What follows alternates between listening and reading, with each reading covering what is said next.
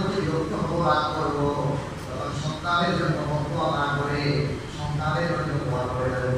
নিঃসন্দেহে এই দোয়া আপনার সন্তানকে প্রায় পরিষ্কার বানিয়ে দেবে। বদুয়া করবেন না। যখন রাগ আসবে অজু করে মশলায় বসে আল্লাহর কাছে সমানে আল্লাহ আমার সন্তানটাকে কবুল করে না, আলেম বানা, আমার সন্তান নাকি দেশের সুযোগ্য নাগরিক বানা, দোয়া করে দিলে দোয়া কবুল হয়ে যাবে। এমন আছে মা বদুয়া করেছে, ঘর থেকে বের হয়েছে, হঠাৎ আকস্মিক বজ্র পড়ে মা বলেছে তোর চেহারা আমি দেখতে চাই না, এই কথা বলছে। ঘর থেকে বের হতে শেষ। সুতরাং আমরা মা বাবা যারা আছি আমাদের সহনশীল সন্তানকে কখনো বদলা দেওয়া যাবে না। যখন অনেক কষ্ট আসবে সমাধান করে দেবে। আল্লাহ আমাদেরকে তাওফিক নসিব করুন।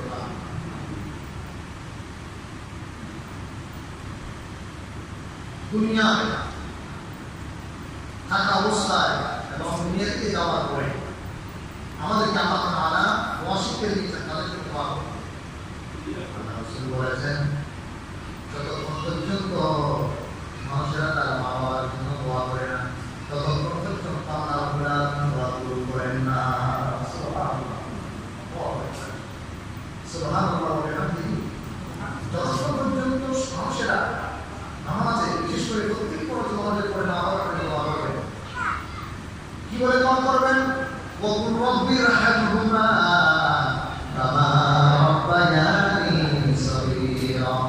আয় রাব্বুল আলামিন, আমার মা বাবা ছোট করে দেন, যেভাবে আমাকে স্নেহের কোলে লালন পালন করেছে, তুমি আমার মা বাবাকে মৃত্যুকালে স্নেহের কোলে লালন পালন করো। সকল বলি আমি বেঁচে থাকবে দোয়া করো, বেঁচে না থাকলেও কবরের সামনে দাঁড়িয়ে দোয়া করো। সন্তানের দোয়া মঞ্জুর করে আল্লাহ তাআলা মা বাবাকে জান্নাত দিবেন। আল্লাহ তাআলা আমাদের সকলকে মা বাবার জন্য বেশি বেশি দোয়া করার তৌফিক নসিব করুন। ইসলাম আমরা জানি, কোরআনে কারীম থেকে আমরা দেখি পিতামাতার আনুগত্য, তাদের খিদমত ও তাদের জন্য দোয়ার ক্ষেত্রে সর্বোচ্চ আদর্শ হচ্ছে আম্বিয়া আলাইহিস সালাম। আমরা দেখেছি হযরত সাইয়েদনা ইব্রাহিম আলাইহিস সালাম, ওনার বাবা নবী বুজুর্গ ছিল, এরপরে সংখ্যা আচরণ করেছেন। ইয়া আবাতি ইন্নী ক্বাদ জাআনি মিনাল ইলমি মা লাম ইয়াতিকা ফাত্তাবি'নি আহদিকা সিরাতান মুস্তাকিয়া। হে আমার পিতা, আমার কাছে জানা এসেছে, আপনার কাছে জানা আসেনি। আপনি আমার আদর্শ করুন, আমার অনুসরণ করুন, আমি আপনাকে সরল সঠিক পথ বাতায় দেব। সুবহানাল্লাহ। এই শিক্ষা আমরা কোরআন থেকে আম্বিয়া আলাইহিস সালামের জীবন থেকে আমরা পাই। মাতা পিতার প্রতি তাদের শ্রদ্ধা হচ্ছে। আমরা জানি যখন সাইয়েদনা ইব্রাহিম আলাইহিস সালাম তার সন্তানকে বলছিলেন, ক্বালা ইয়া বুনাইয়া ইন্নী আরা ফিল মানাম, হে আমার প্রিয় বৎস, আমি স্বপ্নে দেখেছি, আমি আস্তাগফিরুল্লাহ, আমি তোমাকে কোরবানি করছি। ওকে কি দিচ্ছি? কোরবানি দিচ্ছি। আনজুর মাযা তারা, এখন তুমি কি বলো, তোমার অভিমত কি? তখন সন্তান বলেছিল, ক্বালা ইয়া আবাতি ইফআল মা তু'মার সাতাজিদুনি ইনশাআল্লাহু মিনাস সাবিরিন। যোগ্য পিতা, যোগ্য সন্তান, সুবহানাল্লাহ। হে আব্বু, হে বাবা, আল্লাহর পক্ষ থেকে আপনি যেভাবে আদিষ্ট হয়েছেন, আল্লাহর আদেশ আপনি পালন করুন। আপনি আমাকে ধৈর্যশীলদের অন্তর্ভুক্ত হিসেবে পাবেন। বলেন সুবহানাল্লাহ। আমাদের সন্তানগুলোকেও এভাবে করার জন্য আমাদের ভূমিকা আছে। তাদেরকে ভূমিকা রাখতে হবে, আমাদেরকে ভূমিকা রাখতে হবে। আজকে আমাদের সন্তানগুলা কেন মা বাবার প্রতি এত বেশি নাফরমানি করছে? মা বাবাকে কেন বৃদ্ধাশ্রমে ঠেলে দিচ্ছে? মা বাবার সম্মান মর্যাদা কেন হচ্ছে না? একমাত্র শুধুমাত্র কারণ হচ্ছে আমরা আমাদের সন্তানগুলাকে দ্বীনি শিক্ষা দিতে, কোরআনের শিক্ষা দিতে ব্যর্থ হয়েছি। কোরআনের শিক্ষা, ওহীর শিক্ষা দিতে ব্যর্থ হওয়ায় আজকে সমাজে বিপর্যয় দেখা যাচ্ছে। কি দেখা দিচ্ছে? বিপর্যয়। ও দুনিয়ার মা বাবারা শুনো, অহাদিয়ার মানুষেরা শুনো, যে সন্তান এত কষ্ট করে লালন পালন করছে, ডাক্তার বানালেন, ইঞ্জিনিয়ার বানালেন, সেনাবাহিনী বানালেন, পুলিশের ওসি বানালেন, কলেজের অধ্যাপক বানালেন, ইউনিভার্সিটির ভিসি বানালেন, এই সন্তান যদি দিন শিক্ষা দেওয়া না হয়, এই সন্তান কাল কিয়ামতের ময়দানে আমাদের জন্য বোঝা হয়ে যাবে। কি হয়ে যাবে? বোঝা। আল্লাহ তাআলা কোরআনে বলেছেন সূরা আহজাবের ভিতরে, ইয়াওমা তুকাল্লামু ওয়াজুহুহুম ফিন-নার, সেদিন জাহান্নামীদেরকে দূর করা হবে। ইয়াকুলুনা ইয়া লাইতানা আতানা আল্লাহু ওয়া আতানা রাসূল, তারা আফসোস করে বলবে, আমরা যদি রাসূলের আনুগত্য করতাম, আল্লাহর আনুগত্য করতাম, এই ধরনের কঠিন শাস্তির সম্মুখীন হতাম না। তারা আফসোস করবে। তখন তারা বলবে, রব্বানা ইন্না আতা'না সাদাতানা ওয়া কুবরা'ানা ফাদাল্লুনা as-সাবিল। হে আমার রব, আমরা বিশিষ্টজনদের অনুসরণ করেছি, নেতানেত্রীর অনুসরণ করেছি, মা বাবা, শিক্ষক, আমাদের সমাজ নেতা, রাষ্ট্র নেতা আমাদেরকে দিন বুঝতে দেয় নাই, দিন শিক্ষা দেয় নাই, কোরআন শিক্ষা দেয় নাই, কোরআন বুঝতে দেয় নাই, আপনার কালেমা শিক্ষা দেয় নাই, যার কারণে আমরা আজকে কত কষ্ট পেয়েছি। এরপরে বললেন, রব্বানা আরিনাল্লাযীনা আযাল্লানা মিনাল জিন্নি ওয়াল ইনস ফাজআলহুমা তাহতা আকদামিনা লিয়াকুনা মিনাল আসফালিন। সেই দিন কি হবে? আমরা মা বাবা যারা দিন শিক্ষা দিই নাই, আমাদের সন্তানদেরকে আজকে আমরা বিচার দিচ্ছি, মসজিদের ইমামদেরকে সমাজে বিচার বসাচ্ছি, আমরা বিচার বসাচ্ছি এভাবে, আমার সন্তান আমাকে ঘর থেকে বের করে দিয়েছে, আমার পুত্রবধূ আমার সন্তান মিলে ঘর থেকে আমাকে বের করে দিয়েছে, আমার ঘর থেকে আমাকে বের করেছে, আমাকে মেরেছে, আমার গায়ে আঘাত করেছে। এমন সোশ্যাল মিডিয়ায় দেখা যায় সন্তান নিজের পিতাকে, নিজের মাকে যেভাবে ভাইয়ারা নির্যাতন করে, সেভাবে নির্যাতন করে, কারণ হচ্ছে আমরা তাদেরকে দিন শিক্ষা দিই নাই, কালকে আমাদের ময়দানে তারা আমাদের জন্য অভিশাপ হয়ে যাবে। সেই দিন তারা বলবেন, রব্বানা আরিনাল্লাযীনা আযাল্লানা মিনাল জিন্নি ওয়াল ইনস। আল্লাহ তাআলা জিনদের ভিতরে, মানুষদের ভিতরে যারা আমাদেরকে কষ্ট করেছে, আমাদের বাবা মা, শিক্ষক, আমাদের ওস্তাদ, শিক্ষক, আমাদের নেতা, আমাদের মন্ত্রী, মিনিস্টার, যারা আমাদেরকে কত কষ্ট করেছে, এই শিক্ষা আমাদেরকে এই শিখতে দেয় নাই, কালিমা শিখতে দেয় নাই, তাওহীদ শিক্ষা শিখতে দেয় নাই, নাজআলুহা তাহতা আকদামিনা। আজকে আমাদের সামনে তাদেরকে নিয়ে আসুন, আমাদের সামনে তাদেরকে নিয়ে আসুন, নাজআলুহা তাহতা আকদামিনা লিয়াকুনা মিনাল আসফালিন। তাদেরকে সহ তাদের বুকের উপরে পাড়া দিয়া, তাদেরকে সহ নিয়ে আমরা জাহান্নামে চলে যাব। ইন্না লিল্লাহি ওয়া ইন্না ইলাইহি রাজিউন। রব্বানা আতিহিম ضعفين من العذاب ولعنهم لعنا كبيرا। আল্লাহ কি বলবেন? তারা, আল্লাহ আপনার আযাবকে তাদের জন্য ডবল করে দিন। রব্বানা আতিহিম ضعفين من العذاب ولعنهم لعنا كبيرا। তাদের উপর আপনি লানত করুন। সেই দিন সন্তান নিজের বাপের ব্যাপারে, নিজের উস্তাদের ব্যাপারে, নিজের নেতার ব্যাপারে এই ধরনের মন্তব্য করবেন, আল্লাহ যারা আমাদেরকে গাফেল করেছিল, দিন শিখতে দেয়নি, তাওহীদ শিখতে দেয়নি, আল্লাহ তাদের উপর তোমার গজব নাযিল করো, তোমার লানত বর্ষণ করো তাদের উপরে। ইরাদান ইসলাম, ইরাদান মিল্লাত, সুসন্তান মা বাবার ইহসান বুঝে, মা বাবার খেদমত বুঝে, মা বাবা যে জান্নাত এই কথা বুঝে, ওই ধরনের সন্তান যদি আমরা পেতে চাই, আমাদেরকে আমাদের সন্তানগুলোকে দিনই শিক্ষা শিক্ষায় ওহির শিক্ষায় শিক্ষিত করতে হবে। ঠিক না বেটি? আল্লাহ তাআলা আমাদেরকে সহি বুঝদান করুন সকলে। ব্রাদার ইসলাম, ব্রাদার মিল্লাত, আমরা জানি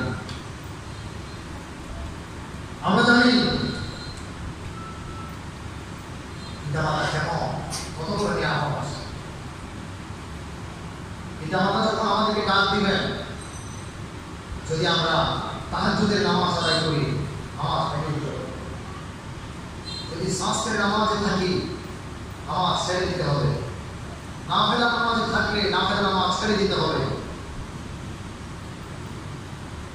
এই ধরনের যত ইবাদত আছে, নাফিলা ইবাদত, সমস্ত ইবাদত ছেড়ে দিয়ে মা বাবার ডাকে সাড়া দিতে হবে। কারণ মা বাবার ডাকে সাড়া দেওয়া এটা ইবাদত। এটা কি ইবাদত? মা বাবার আনুগত্য করা এটা ফরজে আইন। সুবহানাল্লাহ। মা বাবার আনুগত্য করা এটা কি ফরজে আইন। প্রিয় মুসলিম ব্রাদার ইসলাম, ব্রাদার মিল্লাত, আল্লাহ তাআলা পবিত্র কোরআনে বলেছেন, وَوَصَّيْنَا الْإِنسَانَ بِوَالِدَيْهِ حَمَلَتْهُ أُمُّهُ وَهَنًا عَلَى وَهَنٍ وَفِصَالُهُ فِي عَامَيْنِ أَنِ اشْكُرْ لِي وَلِوَالِدَيْكَ إِلَيَّ الْمَصِيرُ। আমি وَوَصَّيْنَا الْإِنسَانَ দুনিয়ার মানুষকে নির্দেশ দিয়েছি। কি নির্দেশ দিয়েছি? পিতামাতার প্রতি সদাচরণ করার জন্য। কে বলেছেন? দুনিয়ার মানুষকে নির্দেশ দিয়েছি তারা যেন পিতা মাতার প্রতি সদাচরণ করে, পিতা মাতার প্রতি কি করে? সদাচরণ করে। কেন? তার মা তাকে অত্যন্ত কষ্টের সহিত গর্ভে ধারণ করেছে, অত্যন্ত কষ্টের সহিত তাকে গর্ভে ধারণ করেছে। হামালাতহু উম্মুহু ওয়াহানান আলা ওয়াহান, কষ্টের পর কষ্ট সহ্য করেছে। ওয়াবিসালুহু ফি আমাই, 2 বছর ধরে খাওয়াইছে। সেজন্য মায়ের মর্যাদা বাপের চেয়ে বহু বেশি। সুবহানাল্লাহ। কারণ কি? এক নাম্বার হচ্ছে 10 মাস 10 দিন পেটে ধারণ করেছে। এক্সট্রা যদি কোনো একটা কিছু আমরা বহন করি, এটা পাতল হোক, এটা কিছু হোক, যে কোনো কিছু হোক, আমাদের বিরক্তের কারণ হয়ে যায়। কিন্তু আমার মা আমাকে 10 মাস 10 দিন গর্ভে ধারণ করেছে। আমরা জানি সূরা আনাম পড়লে বুঝতে পারবো, আল্লাহ তাআলা আলাল ইনসানি হিনুন মিনাত দাহরি লাম ইয়াকুন শাইআন মাযকুরা। এই সূরা তাফসীর পড়লে আমরা বুঝতে পারবো, সন্তান যখন মায়ের পেটে আসে 4 মাসের মাথায় সে জীবিত হয়, সে কানে শুনে। সুবহানাল্লাহ। এই জীবিত সন্তানকে নিয়ে মা একটা দুইটা দিন নয়, 10 মাস 10 দিন সারাদিন সংসারের জন্য কাজ করেছেন, ঘর গুছিয়েছে, আঙ্গিনায় ঝাড়ু দিয়েছে, রান্না বান্না করেছে, গোসল করেছে, কাপড় কেচেছে, শ্বশুর শাশুড়ির যত্ন করেছে, দেখাশোনা করেছে। সারাদিন কাজ করার পরে এক প্লেট বিরিয়ানি যখন মা খাবার খাবেন, প্রথম মা বিসমিল্লাহ বলে দিলেন। আমি সন্তান মায়ের পেটের ভিতরে দিয়েছি। মা কিছু বললেন না, মা কিছু না বলে এক পেট ক্ষুধা আর খেতে পারলেন না। খাবারের ক্ষুধা মাটিতে রাখলেন, মাটিতে শুয়ে কাঁদতে লাগলেন। সারাদিন কত কষ্ট করেছে, আর খেতে পারেন, চোখের পানি ছেড়ে দিয়েছে। এই কষ্ট দুনিয়ার কেউ নিতে পারবে? শুধু তাই নয়, সন্তান যখন ডেলিভারি হবে মায়ের মনের ভিতরে কষ্ট ব্যথা বেদনা। মা সব সময় চিন্তা করে আমি মনে হয় আর বাঁচব না, আর বাঁচব না। স্বামীর কাছ থেকে ক্ষমা চেয়ে নে, শ্বশুর শাশুড়ির কাছ থেকে ক্ষমা চেয়ে নে, সন্তানের হাতে মাথায় হাত ঝুলাইছে। মা যখন ডেলিভারি রুগী হয়ে যায়, ডেলিভারির ব্যথা বেদনা শুরু হয়ে যায়, একটা বেদনা, এক একটা মৃত্যু যন্ত্রণার সমান। দুনিয়ার বুক তুমি কি মা ছাড়া কেউ যাবে না। আল্লাহ কোরআনে বলে দিয়েছেন, হামালাতহু উম্মুহু ওয়াহানান আলা ওয়াহান, কষ্টের পর কষ্ট শুরু হয়ে গেছে।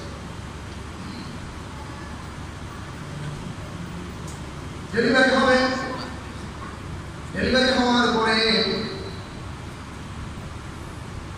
সন্তান যখন দুনিয়ায় আসলো, জিহাদের ময়দানে কত রক্তাক্ত হয়ে গেল, জিহাদের ময়দানে কত রক্তাক্ত হয়ে গেল। তখন মা অস্থির থাকে, আমার কি হয়েছে। মা চিন্তা করে না আমার ছেলে নামে, এটা চিন্তা করে না। 32টা নারী শিরার যন্ত্রণার ধন, 10 মাস 10 দিন যাকে কষ্ট করে পেটে ধারণ করেছে, কষ্ট পেয়েছে, তারা খেতে পারেনি, পেটে ক্ষুধা ছিল, রাত্রে ঘুমাতে পারেনি। নবী করিম সাল্লাল্লাহু আলাইহি ওয়াসাল্লাম ইরশাদ করেছেন, মা যে সন্তান গর্ভে ধারণ করার কারণে ক্ষুধার কষ্ট পেয়েছে, ঘুমাতে পারেনি, আল্লাহ তাআলা মায়ের আমলনামায় তাহাজ্জুদের সওয়াব দিয়ে দেন। সুবহানাল্লাহ। মা যে খেতে পারেননি, সন্তান পেটে নিয়ে, আল্লাহ হাবিব বলেছেন মায়ের আমলনামায় রোজার সওয়াব লিখে দেন। সুবহানাল্লাহ। রোজার সওয়াব লিখে দেন। রাজা ইসলাম মায়ের চোখের সামনে যখন সন্তান চলে আসলো, মা কত দয়ার অধিকারী, কত দয়ার অধিকারী। মা সমস্ত বেদনা, 10 মাস 10 দিনের কষ্ট, ডেলিভারির সমস্ত কষ্ট ভুলে নিজের সন্তানের কপালে চুমা দিতে বলেছে।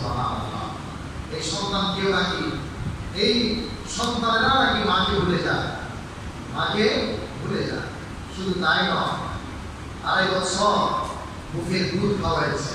এই বুকের দুধ হচ্ছে যে সন্তানের জন্য প্রতিষেধক, প্রতিষেধক রক্ত। মায়ের রক্ত খেয়ে খেয়ে বড় হয়েছে সেই সন্তান, নিজের মাকে ঘর থেকে বের করে। কত নাফরমান সন্তান, কত নাফরমান সন্তান। আল্লাহ বলছেন, খবরদার, আমি তোমাদেরকে নির্দেশ দিচ্ছি মা বাবার সাথে সদাচরণ করার জন্য আমি নির্দেশ করছি। রাজা ইসলাম, রাজা মিল্লাত। এরপরে আল্লাহ তাআলা বলছেন, সর্বপ্রথম আমার শুকরিয়া আদায় করবে। আমার শুকরিয়া আদায় করার পরে তোমরা মাতা পিতার কৃতজ্ঞতাবোধ আদায় করবে, শুকরিয়া আদায় করবে। সুবহানাল্লাহ। কে বলেছেন? আল্লাহ। কে বলেছেন? আমার শুকরিয়া আদায় করার পরে কৃতজ্ঞতা প্রকাশ করবে তোমার বাবা মা।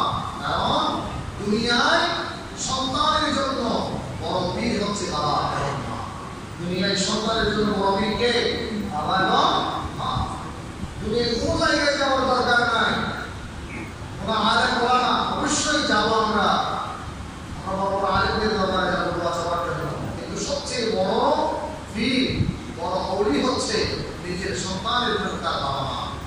বাবা মা যদি সন্তানের জন্য দোয়া করে, তাকদীর খুলে যাবে। সুবহানাল্লাহ। আর বাবা যদি নারাজ হয়,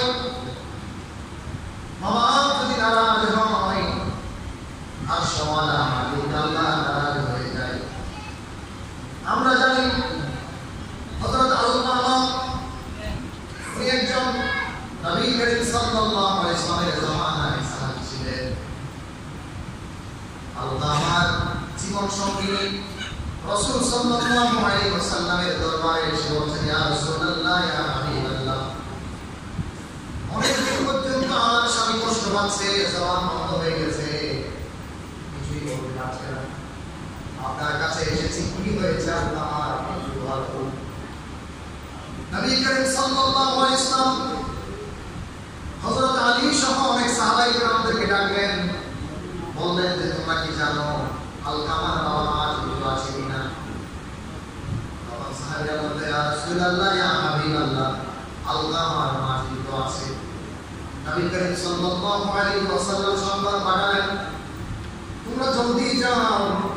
রাসূল সাল্লাল্লাহু আলাইহি ওয়াসাল্লাম বুঝতে পারলেন ঘটনা কি, তোমরা জলদি আলকামার বাড়িতে যাও। আলকামার বাড়িতে গিয়ে বলো, আলকামার মা আমার এখানে আসবে, এখানে আমি যাবো।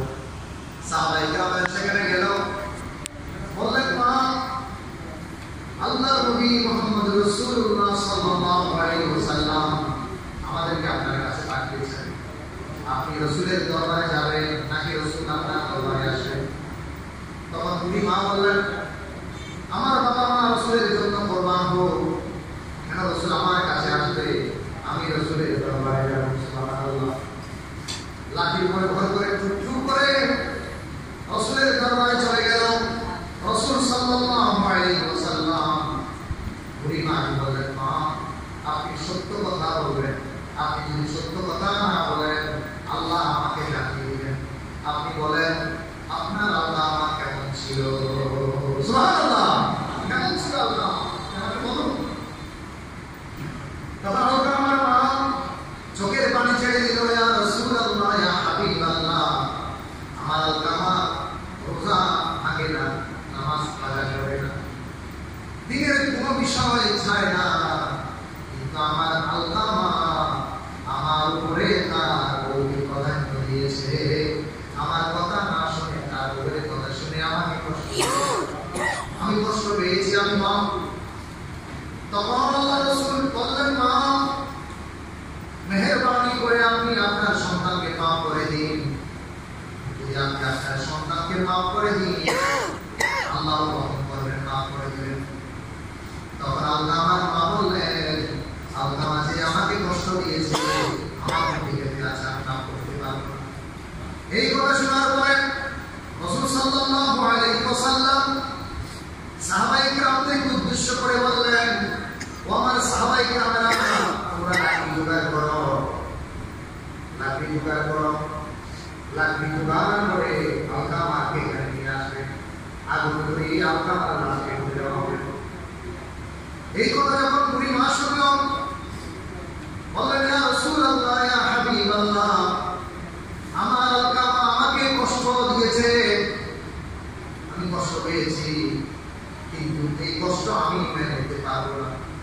আমার চোখের সামনে আমার আলকামা আগুনে পুড়বে, আমার 32টি নারী শিরার যন্ত্রণার দম আমার চোখের সামনে চলবে, আমি এটা সহ্য করতে পারবো না।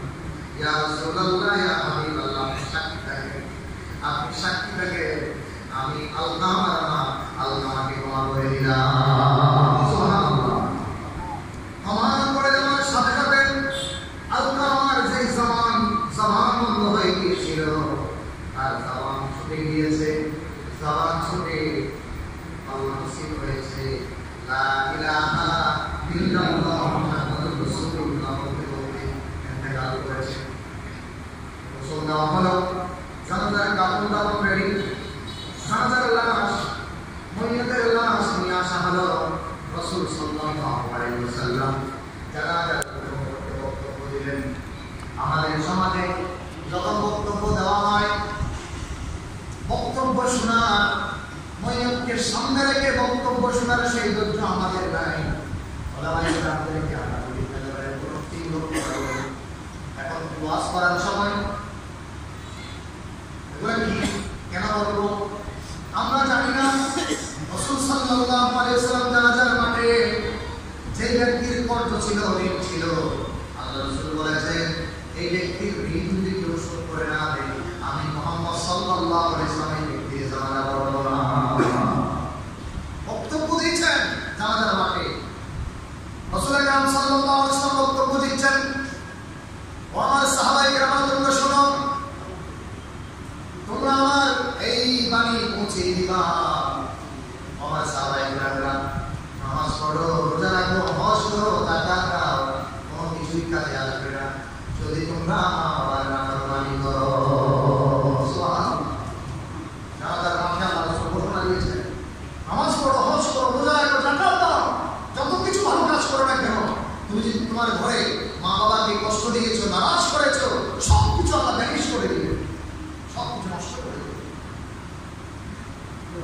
প্রিয় হাজির, রাসূল আকরাম সাল্লাল্লাহু আলাইহি ওয়াসাল্লামের কাছে একজন সাহাবী এসেছেন, জাআ ইলা নবী সাল্লাল্লাহু আলাইহি ওয়াসাল্লাম ফাস্তাযানাহু ফিল জিহাদ ওয়া ক্বালা হাইয়ু ওয়ালিদাকা ক্বালা নাআম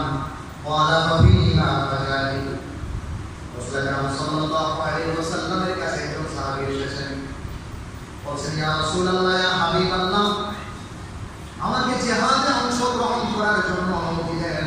আমি জিহাদে যাব, বাতিলের বিরুদ্ধে যুদ্ধ করব, যুদ্ধ করে নিজে দ্বীনের জন্য শাহাদাত বরণ করব। রাসূল সাল্লাল্লাহু আলাইহি ওয়াসাল্লাম তাকে বললেন, ও আমার সাহাবী, ঘরে কি তোমার বাবা মা আছে? তখন ওই সাহাবী বললেন, ঘরে আমার পিতা মাতা জীবিত আছে। তখন রাসূল সাল্লাল্লাহু আলাইহি ওয়াসাল্লাম বললেন, ক্বালা ফাফিনা ফাজাই, যাও ঘরে যাও, মাতা পিতার খেদমত করো, এটা তোমার জন্য বড় জিহাদ। সুবহানাল্লাহ, এটা তোমার জন্য বড় জিহাদ। প্রিয় ব্রাদার ইসলাম, হিজরত করা ফরজে আইন, জিহাদ করা ফরজে আইন, কিন্তু কোনো কোনো সময় এটা রহিত হয়ে যায়। কিন্তু বাবা মার খেদমত করা, সন্তানের জন্য রোজগার তালাশ করা, সন্তানের জন্য রিজিক তালাশ করা প্রত্যেক সন্তানের উপরে ফরজে আইন। সুবহানাল্লাহ, এটা বুঝি না আমরা, এটা না বুঝে আমরা ফরজকে বাদ দিয়ে আমরা দাওয়াত প্রচারে আমরা লেগে যাই। আমরা ভুলে আছি, আমরা বুঝি না আমার দিন, আমার জান্নাত, আমার বেহেশত ওই যে আমার ঘরে। তোমার জান্নাতের কথা না, মা বাবা তোমার জান্নাত, তোমার জাহান্নাম। তোমার ঘরেই তোমার জান্নাত, তোমার ঘরেই তোমার জাহান্নাম। মা বাবা যদি খুশি, আল্লাহর জান্নাত, মা বাবা যদি নারাজ, আল্লাহর জাহান্নাম মাফি হয়ে যাবে। ঘরের ভিতরেই জান্নাত জাহান্নাম, এটা আমরা বুঝি না। যার কারণেই আমরা ভুল করে ফেলি। ভুল করে আমরা আমাদের ইবাদতগুলা কোনটা কোরেস করে, ফরজে আইন কোনটা, ফরজে কিফায়া কোনটা, ওয়াজিব কোনটা, মুস্তাহাব কোনটা, আমরা ফরক করতে পারি। এমনকি জ্ঞান না থাকার কারণে, আইন না থাকার কারণে আমরা বুঝতে পারি। আল্লাহ তাআলা বলছেন, আল্লাহ তাআলা কি বলছেন? মহাগ্রন্থে কোরআনে বলছেন, ইয়াসআলুনাকা মাযা ইউনফিকুন কুল মা আনফাকতুম মিন খায়রিন ফালিল ওয়ালিদাইনি ওয়াল আকরাবিন ওয়াল ইয়াতামা ওয়াল মাসাকিন ওয়া ইবনিস সাবিল। হে নবী, আপনাকে জিজ্ঞেস করবেন কি ব্যয় করবে, সেই বিষয়ে তারা আপনাকে প্রশ্ন করেছে। আপনি বলুন, তোমরা কল্যাণ করে যা কিছু ব্যয় করবে তা পিতা মাতার জন্য, আত্মীয় স্বজনের জন্য, অনাথ এবং দরিদ্র মুসাফিরদের জন্য ব্যয় করবে। সুবহানাল্লাহ, আল্লাহ কোরআনে বলেছেন মা বাবার জন্য রিজিক তালাশ করা, সন্তানের জন্য রিজিক তালাশ করা, এটা হচ্ছে ফরজ। দেখি আমি আমার কাজকর্ম করে আমার মা বাবাকে খুশি করে আল্লাহর বিধানগুলো মেনে আমি যদি চলি, আমি ঠিক থাকবো। আমি যদি না বুঝে যদি কি করি, উল্টাপাল্টা করি, আমরা ফরজ, ফরজে আইন, ফরজে কিফায়া, ওয়াজিব, মুস্তাহাব যদি ফরজ করতে না পারি, তাহলে আমাদের জীবনে দুঃখ আছে। আমাদের জীবনে কি আছে? দুঃখ আছে। এই ফারাক আমাদেরকে বুঝতে হবে। আল্লাহ তাআলা ব্যয়ের তালিকায়, আমরা যে টাকা পয়সা রোজগার করবো, কামাবো, ব্যয়ের তালিকায় 1 নাম্বার মা বাবার কথা আল্লাহ তাআলা উল্লেখ করেছে। আমাদের টাকা পয়সা কার জন্য রোজগার করবো? মা বাবার। সুবহানাল্লাহ, সুবহানাল্লাহ। প্রিয় মুসলিম রাজা ইসলাম, আল্লাহর হাবিব বলেছেন, আফদালুল আমালিস সালাত বিওয়াক্তিহা ওয়া বিররুল ওয়ালিদাইন। রাসূল সাল্লাল্লাহু আলাইহি ওয়াসাল্লাম ইরশাদ করেছেন, সর্বশ্রেষ্ঠ নেক কর্ম হলো সঠিক সময়ে সালাত আদায় করা, মাতা পিতার জন্য কল্যাণ করা। সুবহানাল্লাহ, শ্রেষ্ঠ ইবাদত, আল্লাহর শ্রেষ্ঠ ইবাদত সমূহের ভিতরে শ্রেষ্ঠ ইবাদত হচ্ছে সঠিক সময়ে নামাজ আদায় করা, মা বাবার জন্য ইহসান করা, দয়া করা, মা বাবার খেদমত খাদিম করা। রাজার ইসলাম কত মর্যাদা! মা বাবাকে সম্মান করার গুরুত্ব, তাৎপর্য ইসলামের আলোকে বিক্ষিপ্তভাবে বর্ণনা আল্লাহ রাসূল সাল্লাল্লাহু আলাইহি ওয়াসাল্লাম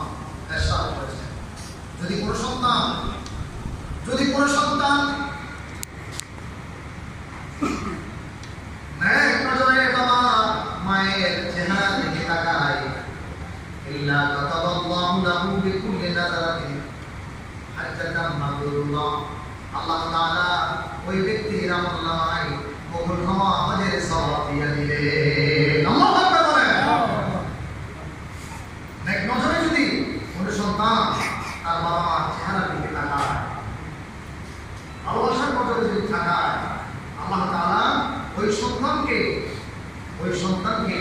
ওই সন্তানের আমলনামায় মাবরুর হজ, কবুল হওয়া হজের সওয়াব দিয়ে দিবেন। সুবহানাল্লাহ।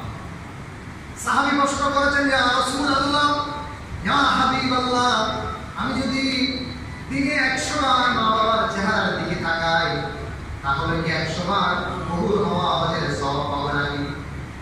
তখন আল্লাহ রাসূল বললেন, ক্বালা নাআম, আল্লাহু আকবার ওয়া আসিয়া। আল্লাহ রাসূল বললেন, তুমি কি মনে করেছো আল্লাহ ছিল, তুমি যদি 100 বার মা বাবার চেহারার দিকে এক নজরে তাকাও, 100 বারই আল্লাহ তাআলা কবুল হওয়া হজের সওয়াব দিয়ে দিবেন। সুবহানাল্লাহ। কত মর্যাদা! বাবা মা চেহারার দিকে তাকালেও কি কবুল হওয়া হজের সওয়াব পাওয়া যায়। সুবহানাল্লাহ। দারার ইসলাম, আল্লাহ হাবিব বলেছেন,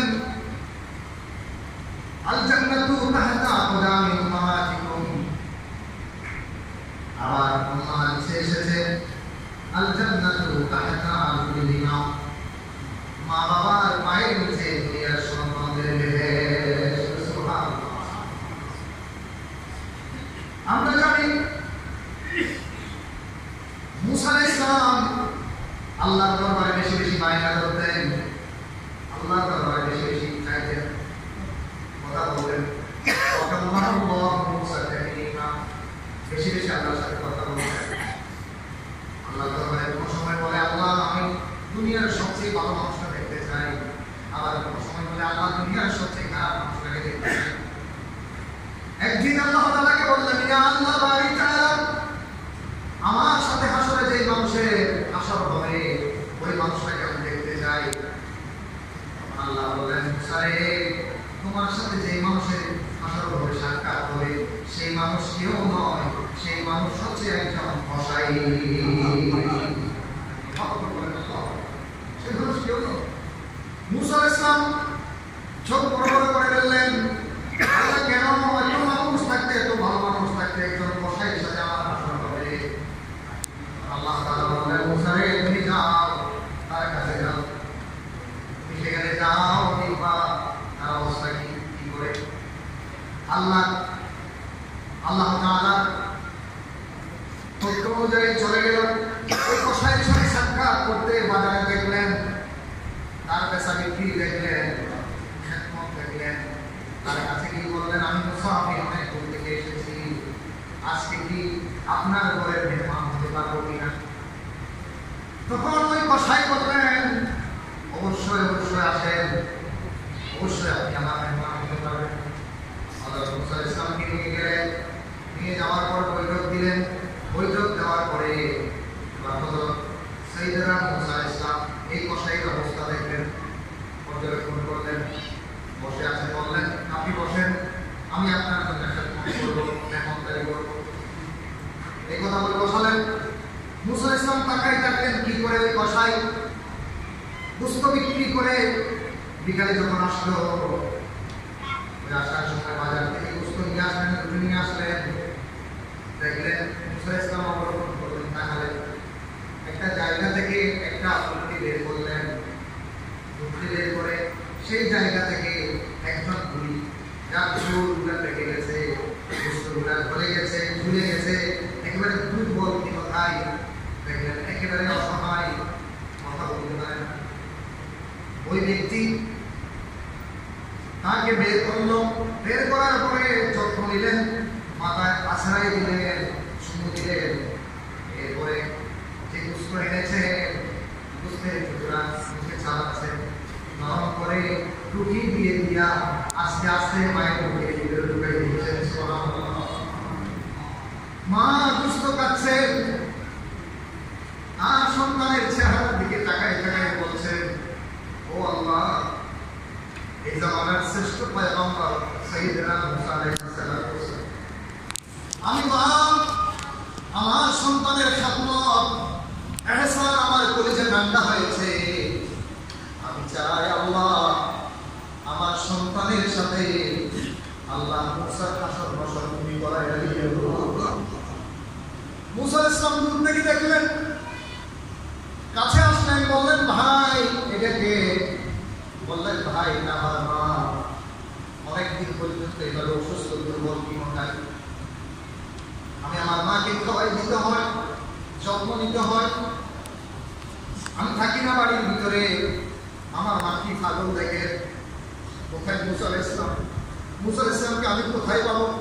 এই জামানার জলিলুল কদর পয়গম্বর, আমার মাকে যখন আমি খেদমত করি, খাওয়াই দিই, বুড়ি মা ছোট্ট ছোট্ট করে বলে, ও আল্লাহ আমার সন্তানের ব্যবহারে আদরে এহসানে আমি এত খুশি হয়েছি, আমার কলিজা ঠান্ডা হয়েছে, আমার কলিজা ঠান্ডা হয়েছে। আমার সন্তানকে এই জামানার শ্রেষ্ঠ পয়গম্বর মুসা ইসলামের সাথে হাসর নাসর করাইয়া দিও। মুসা ইসলাম কেঁদে দিলেন। মায়ের ভয় ভাবে কবুল হয়ে যায়। ওই যুবক, তোমার মা যে মুসা ইসলামের কথা বলতেছে, সেই মুসা ইসলামকে আর দেখার প্রয়োজন নাই।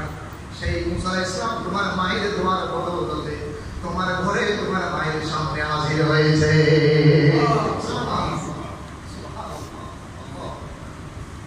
প্রিয় হাজিরিন, রাজার ইসলাম, মা বাবার গুরুত্ব, সম্মানের গুরুত্ব, মর্যাদা কত বেশি আলোচনা করে তো শেষ করা যাবে না। শুধু এই কথাই বলবো, মা বাবা যদি সন্তানের জন্য দোয়া করে, দোয়া কবুল হয়ে যায়। মা বাবা যদি সন্তানের প্রতি নারাজ হয়ে যায়, আল্লাহ নারাজ হয়ে যায়। রাজার ইসলাম, মুসল্লিয়ানে কেরাম, 3 মিনিটের ভিতরে আলোচনা শেষ করবো। আসুন আজকে এই মাহফিল শেষে যে বিষয় আপনাদেরকে এক্সপ্লেনেশন দিচ্ছি, যে বিষয়টা বলে দিচ্ছি, সেই বিষয়টা হচ্ছে মা বাবার মর্যাদা উঠার জন্য ওই ধরনের সন্তান আমাদেরকে তৈরি করতে হবে। ওই ধরনের সন্তান তৈরি করার জন্য আমাদের সকলকে একটা একটা সন্তান দিনের রাস্তায় দিয়ে দিতে হবে। ঠিক না নাকি? দিনে দিয়ে দিতে হবে, দিনের রাস্তায় দিতে হবে। কারণ কি, আপনার কি মন চাই না? আমার কি মন চাই না? আমি তো বলবো, এত ডিগ্রি অর্জন করে লাভটা কি? ডিগ্রি অর্জন করার পরেও যে সন্তান বাবার জানাজা পড়াতে পারবে না, মায়ের জানাজা পড়াতে পারবে না, এই দুনিয়ায় থাকার তো জায়গা না, দুনিয়া থেকে সবাই চলে যাবে। এমন যেন হয় আমার সন্তান আমার লাশটার সামনে নিয়ে আমার জানাজা পড়াবে। আমার কি পড়াবে? জানাজা পড়াবে। রাজার ইসলাম, রাজার ভিতর আসুন আমরা আত্মসমালোচনা করি, আমরা জিজ্ঞাসা করি।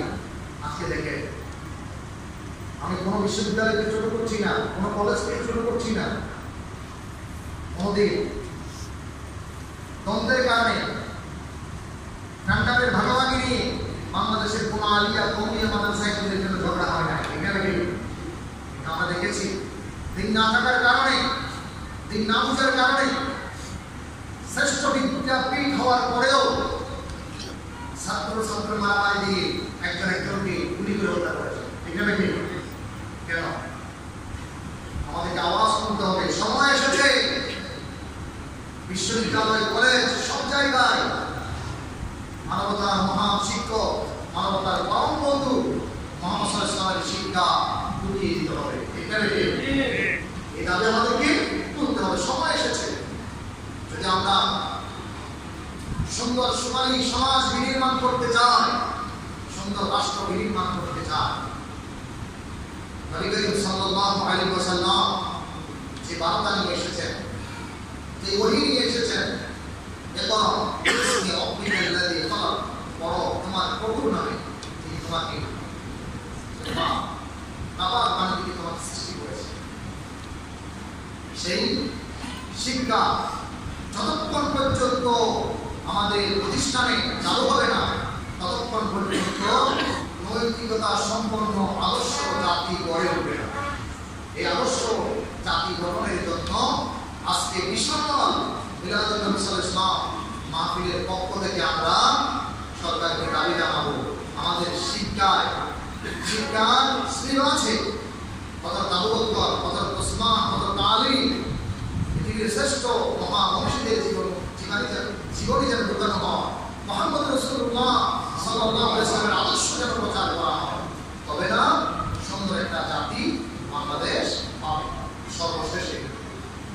মিলাদুন নবী সাল্লাল্লাহু আলাইহি ওয়াসাল্লামের প্রবর্তক যিনি তাদের কার্য দোয়া করছি মাওলানা নুরুল কবির সাহেব রহমতুল্লাহি আলাইহি, আল্লাহ তাআলা তাকে জান্নাতের উচ্চ মাকাম দান করুন। যারা যোগ করেছেন যুবক ভাইয়েরা, এলাকাবাসী সকলের জন্য দোয়া করি আল্লাহ তাআলা যেন সকলের সিনার ভিতরে কোরআন সুন্নাহর নূর দিয়ে আলোকিত করে, এই নূর, এই আলো এমন ভাবে যেন ছড়িয়ে পড়ে এই অঞ্চল থেকে, কোরআন সুন্নাহর নূর আলো ছড়িয়ে পড়ে সারা বাংলাদেশে যেন ছড়িয়ে যায় এই মাহফিলের আলো। আল্লাহ এই মাহফিলকে কিয়ামত পর্যন্ত কবুল করুন। পরিশেষে আল্লাহ তাআলা যে কথাগুলো বলিয়েছেন সংক্ষিপ্ত সময়ের ভিতরে আগে আমাকে, তারপর আপনাদেরকে আমল করার তৌফিক নসিব করুন। আমিন। আল্লাহ তাআলা এই মাহফিলকে আমাদের আবার কিয়ামত পর্যন্ত জারি রাখুন। এলাকাবাসীর জন্য দোয়া করছি, মুসলিম সমাজের জন্য দোয়া করছি, যারা আসবেন তারা যেন সহি সালামতে আজকের শেষ সমাপনী দিবসে উপস্থিত হতে পারে, শেষ মোনাজাতে অংশগ্রহণ করতে পারে, নিরাপত্তার সহিত আল্লাহ আশার তৌফিক নসিব করুন। আমিন। ওয়া আখির দাওয়ানা আলহামদুলিল্লাহ ওয়া আসসালামু আলাইকুম ওয়া রাহমাতুল্লাহি ওয়া বারাকাতুহু।